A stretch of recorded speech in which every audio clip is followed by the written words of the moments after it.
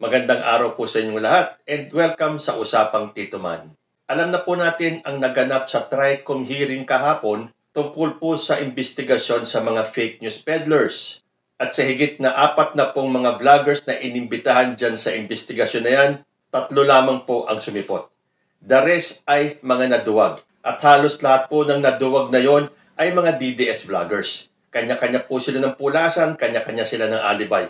Meron nagpunta ng abroad, meron nagpadala ng kanilang mga excuse letters, at meron naman isang grupo na nagpunta pa ng Supreme Court at naghain ng petition.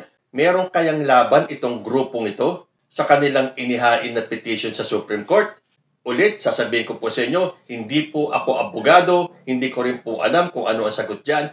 Kaya naman kapag sa ganyang mga bagay, ang akin pong tinatakbuhan ay si Attorney Rene Bueno. Tamang-tama naman po, siya ay may bagong video at ito ang kanyang topic. So alamin po natin kay Attorney Rene Bueno.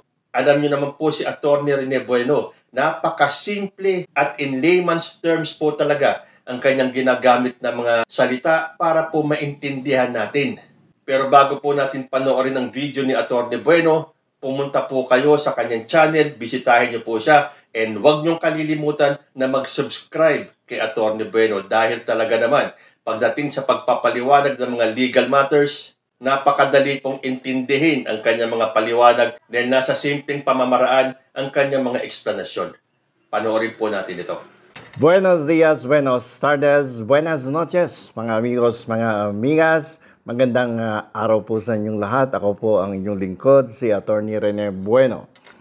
Ngayon pong episode na to ay pag-uusapan po natin yung tungkol sa petition na isinampa ng mga kasamahan nating vloggers sa Korte Suprema. Ito ay isang petition for prohibition.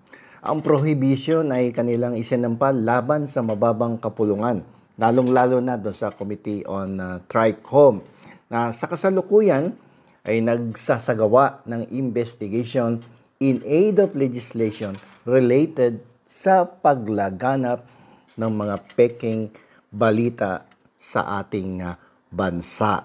Ito po ang pag-uusapan natin kung ano ba ang ibig sabihin ng petition for prohibition at hanggang saan ang kapangyarihan ng ating mababang kapulungan upang magsagawa ng mga ganitong klaseng investigation. At ano ba ang karapatan talaga ng mga vloggers? Sila ba ay kailangang katigan ng ating Korte Suprema sapagkat nalalabag ba ang kanilang karapatang konstitusyonal pagdating sa freedom of expression at freedom of the press? So ito ay isang aralin para sa ating lahat at ipaliliwanag nga natin ng isa-isa tungkol dito sa petition for prohibition. So, umpisahan natin sa ibig sabihin ng petition for prohibition. Ang petition for prohibition ay isang legal na remedyo na ginagamit ng mga tao kung inaakala nilang ay nagkakaroon na ng lagpas sa jurisdiksyon o nagkakaroon na ng pang-aabuso sa diskresyon ang isang ahensya ng gobyerno o ng isang mababang korte. At kinakailangan ng dumulog ang tao o mga taong ito sa Korte Suprema upang sabihan ang mababang hukuman o ang isang ahensya ng gobyerno na, hoy, lumalagpas ka na sa iyong jurisdiksyon o kaya ay umaabuso na ang iyong kapangyarihan pagdating sa diskresyon ng usapin sa freedom of expression and freedom of the press. So yan po ang pinag-uusapan sa petition for prohibition. Lumagpas na ba sa jurisdiksyon ang Kongreso? Nagkaroon na ba ng pang-aabuso sa kanyang diskresyon? So, iisa-isahin po natin yan. Okay. Pero sa aking pananaw, magbibigay ako ng legal na opinion dito. Dahil ang petition for prohibition, upang ito ay katigan ng mataas na hukuman, dapat meron kang konkretong ebidensya. Konkretong ebidensya na magpapatunay na sinagasaan, no? At inabuso ang iyong karapatan pagdating sa freedom of the press and freedom of expression. Ibig sabihin ay nagkaroon na, no, ng aktual na paglabag sa iyong konstitusyonal na karapatan. Pero kung ang sinasabi mo sa petisyon ay mere speculation o isang haka-haka lamang o panghihinala laban sa mababang kapulungan, pero hindi mo naman naipakita na, oy, nilalabag na ang aking karapatan, ay mahihirapan ang mga petitioner. Miski hindi tungkol sa vloggers, ipagpalagay natin na ibang klaseng kaso ang isinampa, no, sa mataas na hukuman, no, hindi siya something na may relasyon sa pagbablog, no. So ang ibig sabihin nito, kapag ang ating kongreso ay may aktwal na paglabag doon sa mga karapatan ng mga vloggers, no, ay maaring magkaroon ng pabor na desisyon ang Korte Suprema sa mga petitioners na vloggers. Pero kung magmimistulang haka-haka or hinala lamang ang paglabag sa kanilang konstitusyonal na karapatan, mukhang it's going to be a long shot, no? Magiging long shot yan, uphill battle yan on the part of the petitioner, sapagkat hindi pa nga isinasagawa yung yung investigation in aid of legislation regarding sa pagkalat ng mga peking balita. Hindi mo pa naman na ramdaman, hindi mo pa naman nakita, hindi mo pa naman naranasan ang violation of your constitutional rights to freedom of the speech and of the press. So, kailangan magkaroon ng actual controversy dito. Sapagkat kung nakita ng ating mataas na hukuman na wala namang justiciable controversy dito sa mga petisyon na isinampa sa ating Korte Suprema, ay malamang ay hindi pansinin ng ating hukuman ang nasabing petisyon na isinampa sa mataas na hukuman. At kasi kung mere speculation lamang, may hirapan ang mga petitioner. Dapat pumunta muna kayo doon sa Kongreso at tingnan ninyo kung magkakaroon ng violation of your rights. Kasi ang imbitasyon ay upang bigyan ng liwanag at i-share ang inyong mga karanasan, no, sa pagbablog at sa ang inyong mga opinion, no, ang inyong mga perspectives, no, tungkol sa paglaganap ng mga sinasabing mga peking balita. At doon sa course of the investigation, malalaman mo kung magkakaroon ng paglabag diyan. Dahil doon sa question and answer, matatansya mo na yan eh. So dapat umating ka muna. Pero kung hindi ka pa umaatin, pero sinabi mo na kagad, oy, nilalabag ang aking konstitusyonal na karapatan sa freedom of the press, freedom of expression, freedom of speech, ay yan ay isang haka-haka lamang at paghihinala sa ating mababang kapulungan at maaaring ito ay hindi pansinin ng ating mataas na hukuman. Pangalawa, no, ang pag-conduct ng investigation in aid of legislation is a power vested in the House of Representatives. Kapangyarihan nila yan na magsagawa ng isang investigasyon para tulungan sila na makagawa ng isang batas or mapaganda pa ang mga existing na batas o kaya ay rebisahin ng mga existing laws. Pero kung questionin mo to na illegal or paglabag sa iyong constitutional right to freedom of speech and expression, ay mukhang may hirapan ka sapagkat ang kapangyarihan na yan na mag-imbestiga in aid of legislation ay kapangyarihang ibinibigay ng ating saligang batas sa mababang kapulungan and even sa upper chamber sa ating Senado.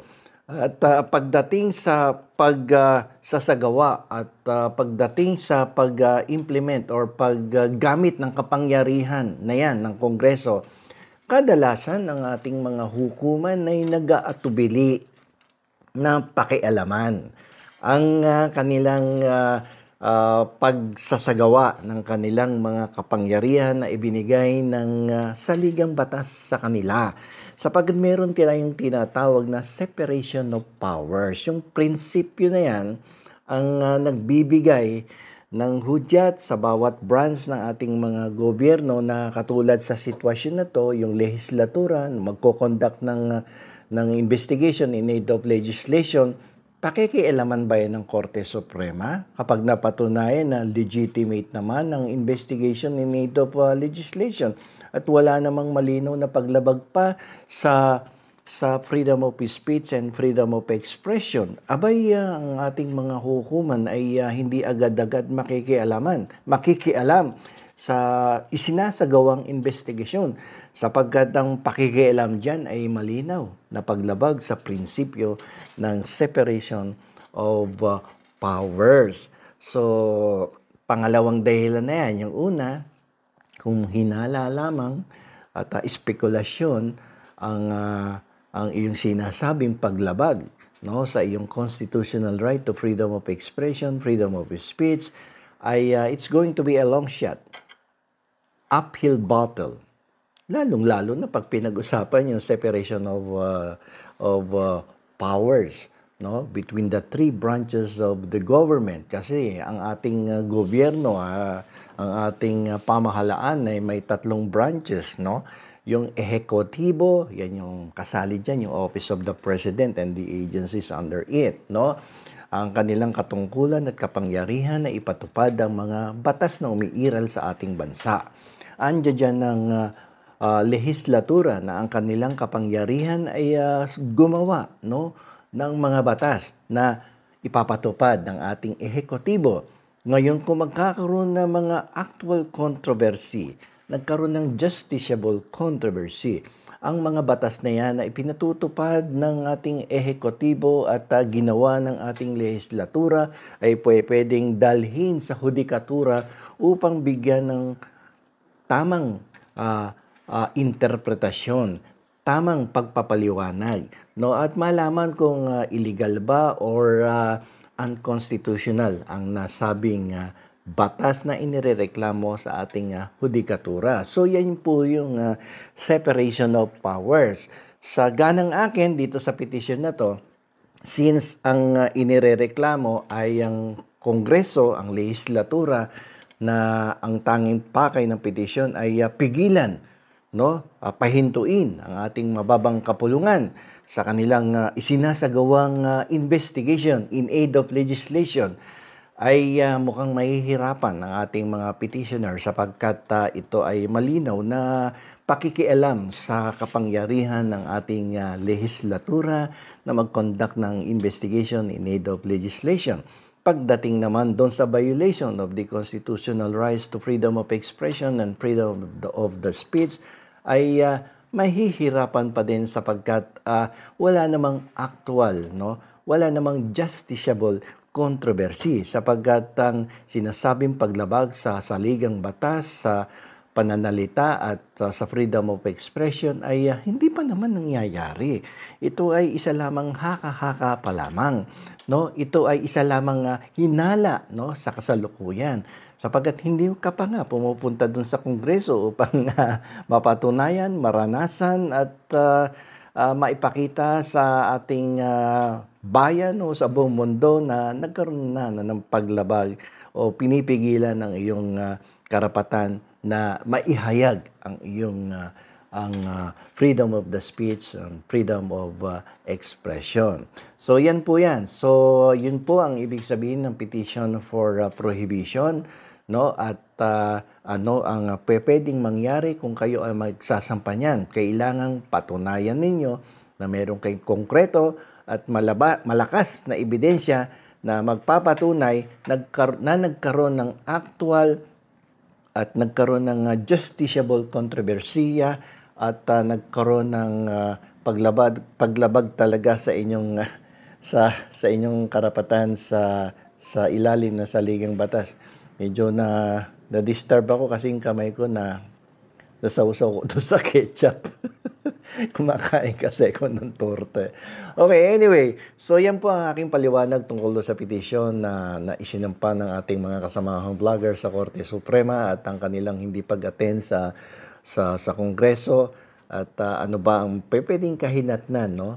In accordance with the existing rules and jurisprudence. Yung aking pong mga sinabi dito ay ayon po sa aking mga nabasang mga kaso ng mga nakaraang taon at ayon din po sa principles of separation of powers tungkol din doon sa sinasabing justiciable controversy principle. So hanggang dito na lamang po at sana po ay may natutunan na naman kayong panibagong kaalaman dito sa aking YouTube channel na Attorney Rene Bueno. Marami pong salamat at huwag niyong kalimutan na mag-like, mag-share at mag-subscribe dito sa aking YouTube channel. Ayan, ano masasabi ninyo? Ako yun din po ang iniisip ko. Unang-una, wala pa naman nangyayari. Inuunahan na ng mga vloggers na to na may paglabag sa kanilang karapatan.